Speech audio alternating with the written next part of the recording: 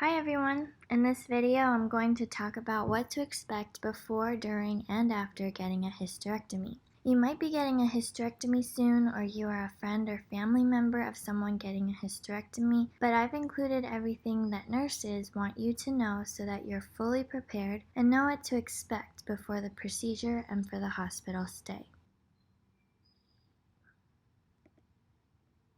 Just a quick background, I'm an RN and I have a master's in nursing education. I was a nurse on a med-surg unit where I averaged about 5 to 7 patients that got hysterectomies per 12-hour shift. So I've worked with a lot of patients that got hysterectomies and came to the floor, and I know the why behind all of the things the doctors are ordering and the nurses are doing. And I want to explain that to you in this video. Alright, so let's talk about preparing for your hysterectomy. Say it's coming up in a few weeks. If you haven't been to the hospital before, you want to write down or print out all of your medical history, like if you have hypertension, high cholesterol, COPD, when you got the flu and pneumonia shots, your smoking, drug, and alcohol use. And you want to have the dates and names of any surgical procedures that you underwent. Also have a list of all your medications, the names, the dose, how often you take it, and the last time you took it. Having all of this written down will save a lot of time for you and your admitting nurse. Just make at least 5 copies and give one to whoever asks for your history. And each time you go to the hospital, you can just keep it updated. Now, some patients come to the hospital with a 60-pound suitcase and some don't bring anything at all. I'm just going to tell you what I think is absolutely necessary, the things that I would bring if I were staying overnight. Now, when you are admitted and up until you get your discharge papers, you will be wearing a hospital gown, and there are loads where it came from, so you don't need to pack a set of clothes for every day. You will have your procedure in the gown, you will sleep in the gown, and you will walk the halls in the gown. It does open in the back, so to hide your butt, you can ask for another gown to put over your shoulders. So clothing-wise, I would just pack a loose shirt, loose sweatpants, and the loosest pair of underwear you own so that it doesn't hit your incision. All of these will be for the ride home after you are discharged, and you can bring a big robe if you don't want to use a hospital gown to cover your butt.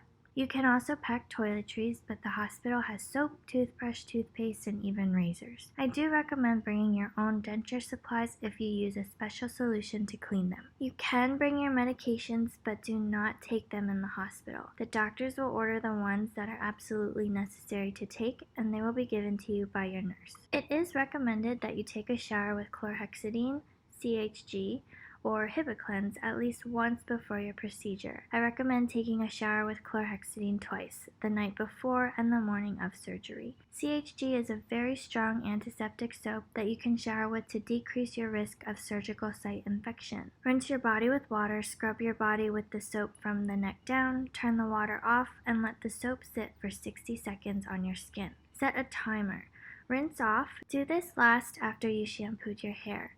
Wear clean clothes and don't put any lotion on. Your surgeon will most likely give you some soap before your hysterectomy, or you can find some at CVS or Amazon. Your surgeon will most likely prescribe a bowel prep before the procedure. Make sure to follow the directions and do not eat or drink, usually starting midnight before your surgery. Eating before the surgery will put you at risk for aspiration during the procedure. While under anesthesia, your gag and cough reflex are dead, so food and drink that you recently ate could come up and go into your lungs, something you want to avoid during surgery. Now I'm going to briefly talk about types of hysterectomies. You might be getting a hysterectomy for fibroids, cysts, tumors, polyps, endometriosis, and you might be getting it along with another procedure at the same time. Depending on what it is and your surgeon, your hysterectomy can be laparoscopic or open. Laparoscopic hysterectomies are done with the help of a robot. You will have anywhere between 3 to 6 1 to 2 inch incisions on your abdomen where the instruments are placed, and the uterus and/or tubes and/or ovaries are evacuated through the vagina. Open hysterectomies involve a midline or low transverse incision on the abdomen. This longer incision takes longer to heal, is more painful, and the procedure is associated with more post-operative complications than the laparoscopic. But out of necessity, sometimes the laparoscopic is converted to open by the surgeon during the procedure. People with the laparoscopic hysterectomy can usually go home the same day or stay for one night at the hospital. Open hysterectomies almost always stay at the hospital for at least 2 nights. There is also a vaginal approach that I won't be talking about in this video. Now you've had the procedure and you've woken up, probably in the PACU or post-anesthesia care unit. Here, the nurses are watching for post-op complications. Some patients might have difficulty waking up from anesthesia. Some patients might need to be rushed back to the OR. But the majority of the time you wake up, you may or may not experience pain. In the PACU, the nurses might give you fentanyl and other narcotics to keep your pain at bay. For open hysterectomies, you might have patient-controlled analgesia, or PCA pump, where you click a button to self-administer pain medication through your IV. You may also experience nausea as the anesthesia wears off. The nurse can give you nausea medicine for this. In my experience, once the patient throws up, they feel much better, so we always keep a bin close to reach. You will also have at least 2 IVs, one of which will most likely be attached to IV fluids that are keeping you hydrated. You might have a catheter attached to you, which is a tube that is inserted in your bladder to drain your urine. We monitor urine output to make sure you are hydrated and your kidneys are working after surgery. Once you're able to wake up with no problems, your pain is under control, and there are no signs of serious problems, you will be transferred either to the ICU or intensive care unit if you have comorbidities like obesity, respiratory or cardiac issues that require close monitoring, or you will be moved to the regular med-surg unit. You will have a new room, possibly roommates, and a new nurse.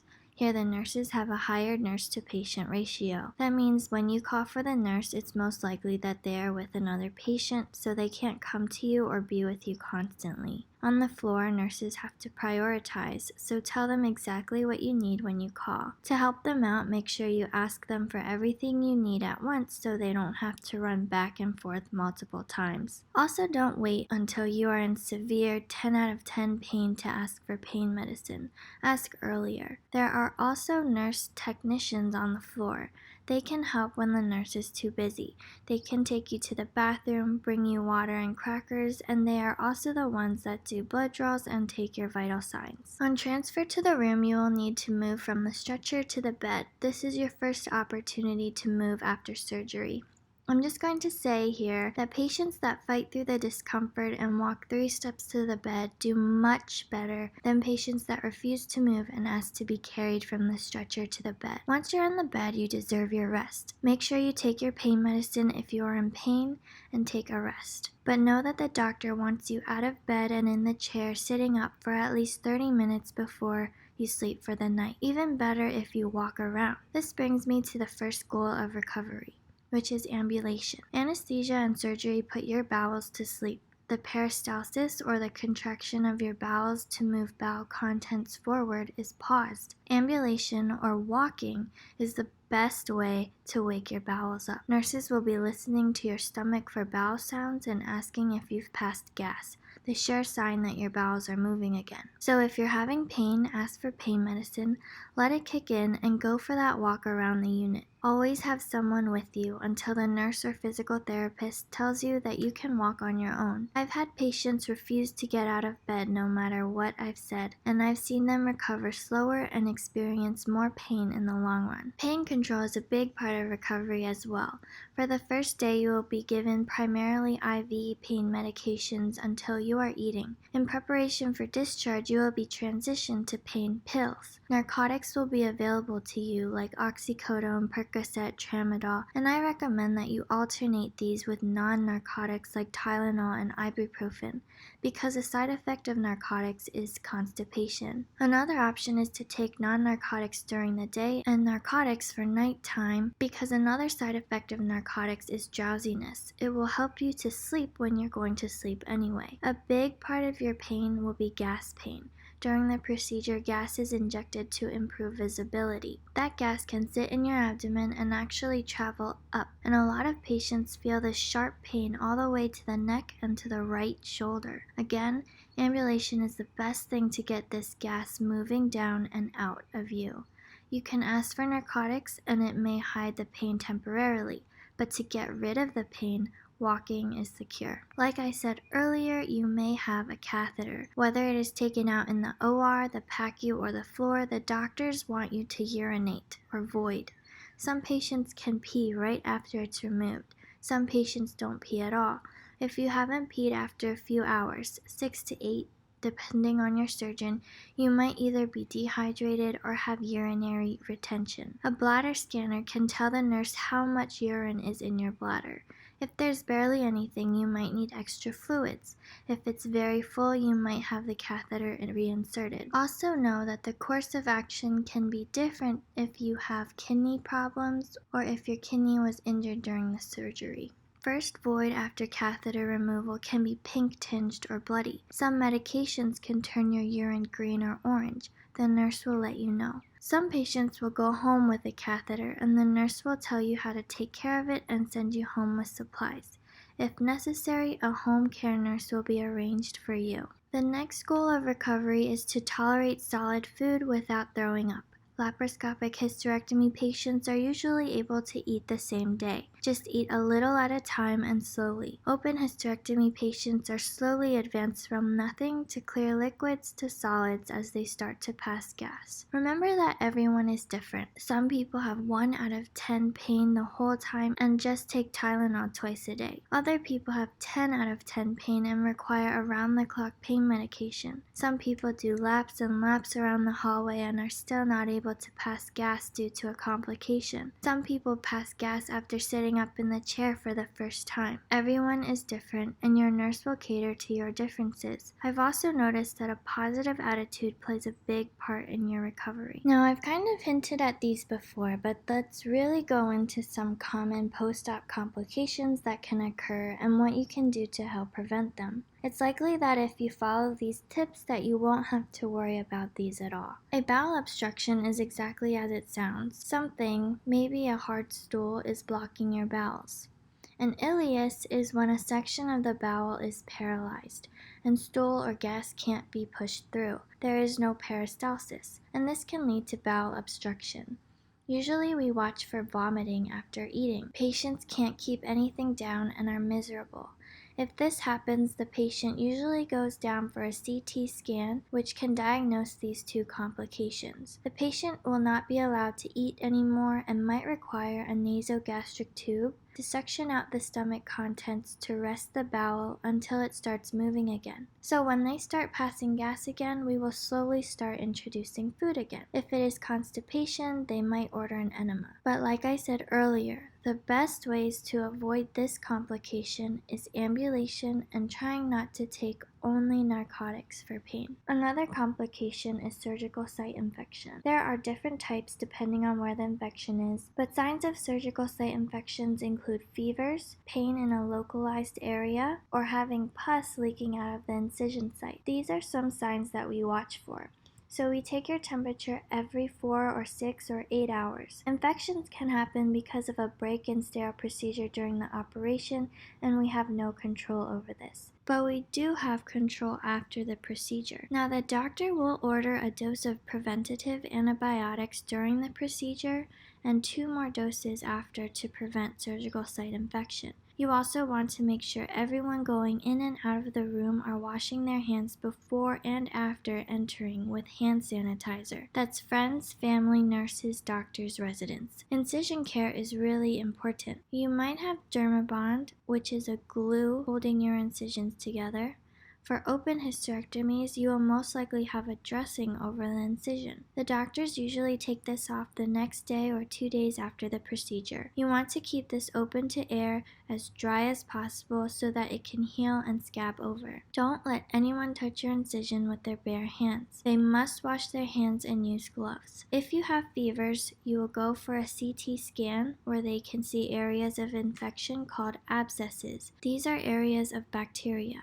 You will get IV antibiotics and you might need to have a drain placed. A tube will be placed into the abscess with a bulb at the end to suck out the infection. You want the drainage to be a clear pink color. You might have to go home with this drain and have follow-up scans and drain placements until the infection has resolved. Another thing they check if you are having fevers is your urine, because you might have a UTI or CAUTI, which is catheter-associated urinary tract infection. While you have a catheter, it is a direct highway for bacteria to travel up the tube and colonize your bladder. To prevent this, keep the catheter and drainage bag below the level of your bladder when you are in bed or walking around. Make sure that it is being emptied before the collection bag gets half full, and make sure that it never touches the ground. If you have a bowel movement while the catheter is inserted, make sure to wash around the catheter. You can ask for a peri bottle that you can use to rinse around the catheter. I talked about urinary retention before, but make sure you follow the directions to avoid a UTI. There are other more serious, life-threatening complications like sepsis and pulmonary embolism that can happen, but they are much less likely to happen than these three, and I will not be talking about them in this video. Alright, checklist for going home. Your pain is controlled with the pill form of pain medications. You have passed gas or had a bowel movement and are tolerating regular solid food without any nausea or vomiting. You are walking around on your own and voiding without any problems. Obviously, your checklist will be a little different if you have a post-op complication, but don't let that bring you down because there are evidence-based steps the doctors will take to make sure they are resolved. I've worked with plenty of patients that had obstructions, CAUTIs, and surgical site infections, and I've seen them go home. I also want to mention that some of you might have to go home with medication to prevent blood clots because depending on your weight, your age, and your diagnosis, you may be at a higher risk for getting blood clots after your surgery. Now, this may be a pill or a daily injection, and your nurse will teach you how to self-administer these. Now, when you are discharged by the doctor, the nurse has to get out your IVs, go over the discharge instructions, and close out your chart, among other things. So please give them time to get everything together and call a wheelchair for you before you leave the hospital. Thanks for watching. I hope this video prepares you for a smooth and speedy recovery from your hysterectomy. If you have questions or comments about something I missed, please leave them in the comments below. And please be sure to like and subscribe for more nursing videos.